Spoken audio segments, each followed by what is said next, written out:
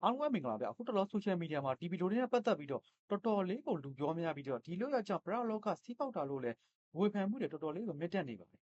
ပရလောကဂမ်ဘီယာလောကအမောင်လောကကိုလေ့လာနေတဲ့လူတွေရှိကလည်းတော်တော်များများကိုပြောဆိုလာကြပါတယ်သူတို့ပြောဆိုမှုနဲ့ပတ်သက်ပြီးတော့ကျွန်တော်တို့ဘူးပူရရစရာနောက်တတိကျဆင်ခြင်စရာတစ်ခုအနေနဲ့ကျွန်တော်တို့အားလုံးအတူတူကြည့်လိုက်ကြရအောင်ပြောပြပေးနေတယ်ပရလောကစီးပေါက်တယ်ဆိုတာကအခုချိန်မှာထပြီးတော့ပေါက်တာတော့မဟုတ်ဘူးဟိုးရင်ကလေးကကြူကြားဖြစ်နေတဲ့ကိစ္စတွေပေါ့နော်အဲ့တော့လောကအရာမှာဆိုရင်ကျွန်တော်တို့လူစီဘလူးစီဆိုတာရှိတယ်မြင်အပ်တဲ့ပုံကိုနဲ့မမြင်အပ်တဲ့ပုံကိုတဘာဝတရားကြီးကအကန့်ချထားပြီးသားအဲ့ဒါကိုကျွန်တော်တို့ကသွားပြီးဖောက်ဖြတ်လိုက်တာပေါ့နော်အိမ်မှာလည်းအိမ်စီကန်းလမ်းမှာလည်းလမ်းစီကန်းကျောင်းမှာလည်းကျောင်းစီကန်းဖောက်ပြခဲ့လို့ရှိရင်အပြစ်ပေးခံရတယ်မလိုလားတဲ့ပြဿနာတွေတက်တယ်အဲ့ဒါလိုပဲအဲ့တော့ထင်ရှားအောင်ပြောရမယ်ဆိုရင်ကျွန်တော်တို့အခုလိုမျိုးဒါဘေးအန္တရာယ်တွေဖြစ်တယ်ဆိုတာကအကြောင်းတရားအများကြီးရှိတယ်အဲ့ဒီအကြောင်းတရားအများကြီးမှာမှကျွန်တော်တို့လောကီပညာရှုထောင့်ကကြည့်မယ်ဆိုရင်အနည်းဆုံးကဒီတိုက်တွေကအိမ်မက်ပေးလို့ကလေးသေးရဲတွေကိုပေါ့နော်ကလေးသေးရဲတွေကိုဒါသင်္ကန်းစီးပေးလိုက်တယ်တော့ရဟန်းတက်ပေးလိုက်တယ်ဆိုတာဒါလုံးဝမဖြစ်တဲ့ကိစ္စတနည်းအားဖြင့်သူတို့ကိုကျွန်တော်တို့ကတကူပူကြီးအောင်ဘုံကန်ကြီးအောင်လုံးလိုက်တယ်လို့ပဲအင်အားပို့ပြီးတော့ကောင်းသွားတာပေါ့နော်အဲ့ဒီအချက်ကြောင့်မို့လို့ဒါကျွန်တော်ယူဆချက်ပါဘာလို့ဆိုအဲ့လိုလုံးလိုက်တဲ့အတွက်ကြောင့်မို့လို့ပဲဒီမြင်းကလင်းတန်းမှာသာသနာတိကအဆောက်အဦတွေရဟန်းတန်ကားတွေပို့ပြီးတော့အထီများတယ်နောက်တစ်ခုကကျတော့ကလေးငယ်တွေဆိုလို့ရှိရင်မူဂျိုကလေးလေးတွေပို့ပြီးများတယ်ပေါ့နော်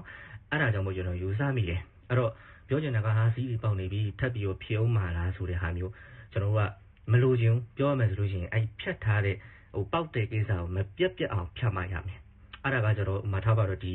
သူတို့လုတ်ပေးခဲ့တဲ့ဒီအယုတ်တွေပေါ့နော်အဲ့ဒီအယုတ်တွေကိုတက်ကြွနားလေတဲ့ဆရာတွေနဲ့ဖြတ်ဖို့လိုမယ်နောက်တစ်ခုကကြတော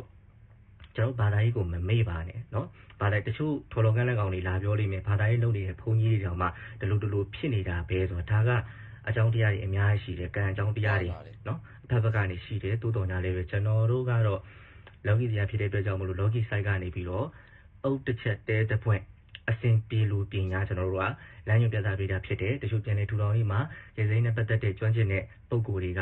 ကရေစိမ်းအပိုင်းကိုလုပ်တယ်စီးဝါးနဲ့ပတ်သက်ပြီးတော့ကျွမ်းကျင်တဲ့ပုံကိုယ်တွေကစီးဝါးကုသမှုလုပ်ပေးတယ်ဒါကျွန်တော်တို့ကတော့မမြင်အပ်တဲ့အပိုင်းတွေနဲ့ပတ်သက်ပြီးတော့နားလည်တာဖြစ်တဲ့အတွက်ကြောင့်မလို့ဒါတွေကိုမဖြစ်မနေလုပ်ပေးဖို့လိုပါတယ်အဲ့တော့အခြေခံပြဘာလုပ်ရမလဲဆိုတော့တားကြီးငါးကြီးတွေတရားပိုင်းမှာရှောင်ပေးပါမဲသားတွေလုံးဝမစားပါနဲ့မိမိတက်ကြွတဲ့တရဏဂုံဂုံတော်ကိုပါပထန်း24ပစ္စည်းဒါတွေကိုမပြတ်ထုံပေးပါနောက်တစ်ခုမဖြစ်မနေတာကျွန်တော်ကြီးစီတို့ခေါင်းလောင်းတို့တီးပေးပါအဲကြီးစီတို့ခေါင်းလောင်းတို့မှာထွက်တဲ့အတန်တွေကျွန်တော်တို့လူတာမန်လူတွေမကြားနိုင်တဲ့အရာတွေပေါ့နော်ကျွန်တော်အလွာတွေရှိတယ်ဗျာfrequency တွေရှိတယ်အဲ့ဒီမှာတို့ပရာလောကသားတွေကိုသွားပြီးတော့ရိုက်ခတ်နိုင်တဲ့နှုံထားတွေရှိတယ်နော်အဲ့ဒီကြီးစီတန်ကြောင့်မို့လို့ဒီမကောင်းတဲ့အမင်္ဂလာတွေနော်ပပျောက်သွားစေဖို့အတွက်ကြီးစီတွေခေါင်းလောင်းတွေတီးပေးဖို့နော်ထိုးပေးဖို့ကိုကျွန်တော်ဒါလေးကိုလည်းပြောချင်ပါတယ်ထားတဲ့အရက်ဒေတာတွေမှာပေါ့နော်ဒီငလင်ဘေးတီပြောကွယ်လွန်ထားတဲ့အရက်ဒေတာတွေမှာပရလောကသားတွေကသူတို့ကိုသူတို့ကွယ်လွန်ထားတယ်ဆိုတဲ့အခြေအနေနဲ့မသိပဲနဲ့ပေါ့နော်ပြီးသေးထားတဲ့နေရာတွေမှာပဲအများဆုံးရှိနေအောင်တွေ့တယ်အဲ့ခါကျတော့ကိုကဒီအသက်ရှင်လက်ရှိတဲ့မိသားစုတွေဘက်ကကိုယ့်ရဲ့မိသားစုဝင်ဖြစ်တော့လဲဘဝတစ်ခုချားနေပြီဖြစ်တဲ့အတွက်ကလေးတငယ်တွေတကယ်လို့ရှိတယ်ဆိုရင်နော်ကွယ်လွန်ထားတဲ့နေရာဒေသတွေဘက်ကိုပေါ့အရင်ကြီးမသွားနဲ့ညောက်နေဝင်ရီတော့ချိန်နေကြရင်ကလေးတွေကိုပြင်မခေါ်သွားပါနဲ့လမ်းတွေပေါ်မှာအများကြီးပဲပေါ့နော်သွားနေရတွေတွေ့တယ်ဆက်မလေးတို့အဲ့တော့ကိုယ်အိမ်ဝင်ထဲမှာဝင်ပြီးတော့မှဝင်ပူးတာတို့ဝင်ပြီးတော့ကတ်ပြီးတော့မှတောင်းတာတို့အစသဖြင့်ဒါတွေရတယ်လုံးလိုက်မယ်အဲ့တော့တချို့ကြလည်းဝင်ပူးလာတာကိုယ့်ရဲ့မိသားစုတွေမဟုတ်ဘဲနဲ့လမ်းမှာသွားနေတဲ့ပရလောကတွေပေါ့နော်ဝင်ကောင်းဝင်လာနိုင်ပါတယ်အဓိကကြောင့်ကလေးတငယ်ရှိတဲ့အိမ်တွေနော်အမျိုးသမီးကိုဝင်ဆောင်မျိုးသမီးတွေစသဖြင့်သွားတဲ့လာတဲ့အခါတွေမှာဂယုဆိုင်ပါအရင်မှောင်တဲ့အချိန်တွေကြရင်မသွားပါနဲ့နော်ဆရာမလေးကဒါလေးကိုပြောချင်တယ်ဒါကတော့ခုနလိုပေါ့အဓိကငလင်ဘေးတင်ပြီးတော့မှတိုက်ပြီးတော့တေးထားတဲ့ဘက်ချမ်းတွေကိုအဓိကထားပြီးတော့ပြောတာအဲ့တော့ကိုယ်စိတ်ထဲမှာမတန့်လို့ပေါ့ကိုယ်ပိမှာတစ်ခုရှိနေတဲ့အခြေအနေမျိုးဖြစ်လာပြီဆိုလို့ရှိရင်ဆရာမလေးတို့ပေါ့နော်ဒီပရဝိမာနိကတွေကိုပေါ့တားလို့ရတဲ့အခြေအနေမျိုးရှိပါတယ်ပုံမှန်တိုင်းပေါ့ကိုကနေ့စဉ်နဲ့ညအညတန်းပေးဝင်နေတဲ့အိမ်နေစုဆိုလဲသူတို့လာတတ်တယ်နော်နောက်ကကြတော့အစားအသောက်တွေပေါ့ညဘက်ပိုင်းတွေမှာသားစိမ်းငါးစိမ်းတွေညှီတဲ့အစာတွေကို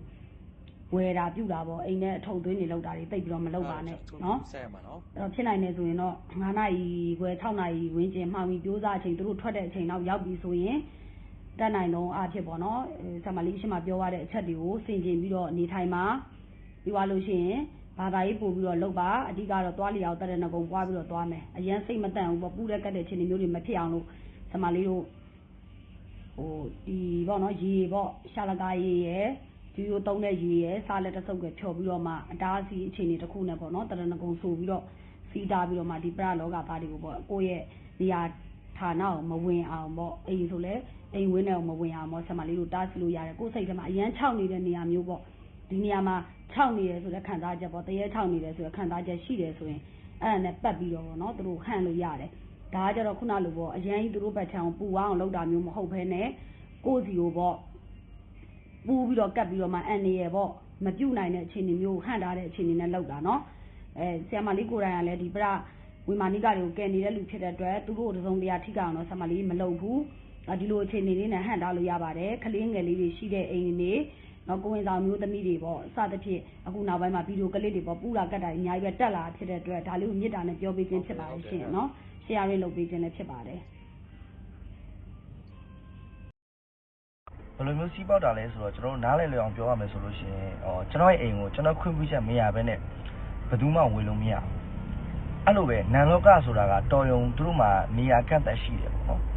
ဟိုမှာသူတို့တည်ရဲ့နေရာမှာဆွဲရတယ်ဒို့ဒီမို့တင်းချိုင်းမှာနေရတယ်ဒို့ဒီမို့တခြားသောနေရာခြားထားပေးမှုကြောင့်နေရတယ်ဆိုတဲ့အမျိုးမျိုးရှိတယ်အဲ့တော့တည်ရဲ့ကောင်ကိုကျွန်တော်တို့က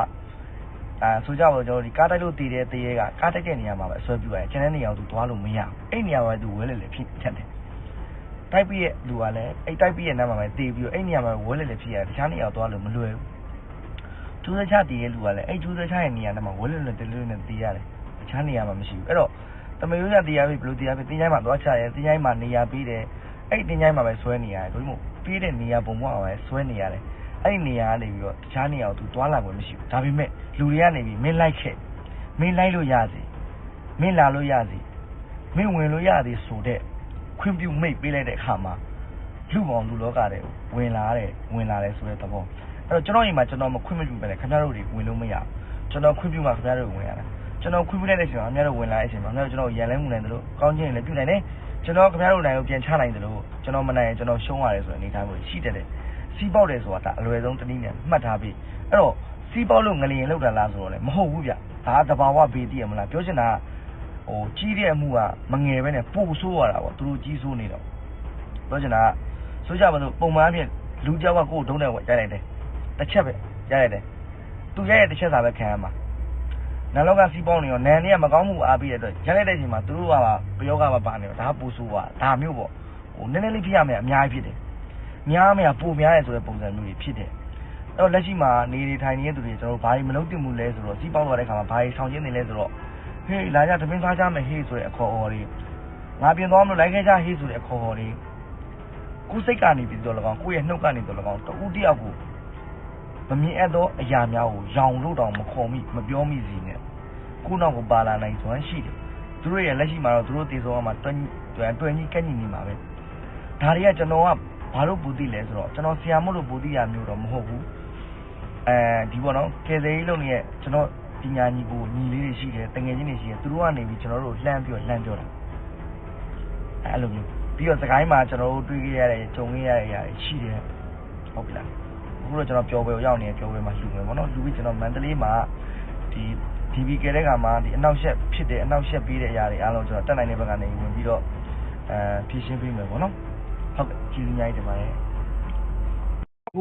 ်အခုဖြစ်နေတဲ့ကပ်ဖေးကတော့တော်တော်ကိုကြောက်စရာကောင်းပါတယ်ဘာဖြစ်လို့လဲဆိုလို့ရှိရင်မြို့တွေရွာတွေထဲမှာအပုပ်နဲ့နေလှိုင်းနေတယ်နော်အပုပ်နဲ့နေလှိုင်းလို့ရှိရင်ဘာတွေလာတော့သိလားဖျားရှင်ကိုရောမြတ်ကြီးလက်ထက်ကဝေသာလီပီဘလူးစီးရယ်ဆိုတာကြားဘူးလားမသိဘူးနော်နောက်ထပ်ယောဂနန္ဒရာကတ်တွေလည်းဖြစ်လာနိုင်တယ်နော်အခုဆိုရင်တရုတ်ကယ်ဆယ်ရေးဖွဲ့တွေဆိုရင်သူတို့ပုတ်သက်ဆေးတွေအများကြီးသုံးတယ်နော်တောက်လျှောက်သုံးတယ်သူတို့ကနီးပညာအရင်မြင်ပါတယ်ဗျာနော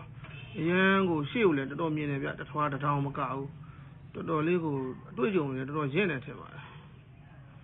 ်နော်အဲ့ဒါဘုရားဟောတာနဲ့တူပဲနော်ယောဂနဲ့ဇာကတ်တွေလာတတ်တယ်ဝေသာလီပီဘလူးစီးတဲ့နော်အပုံနဲ့တွေလိုင်လို့ရှိရင်တဲ့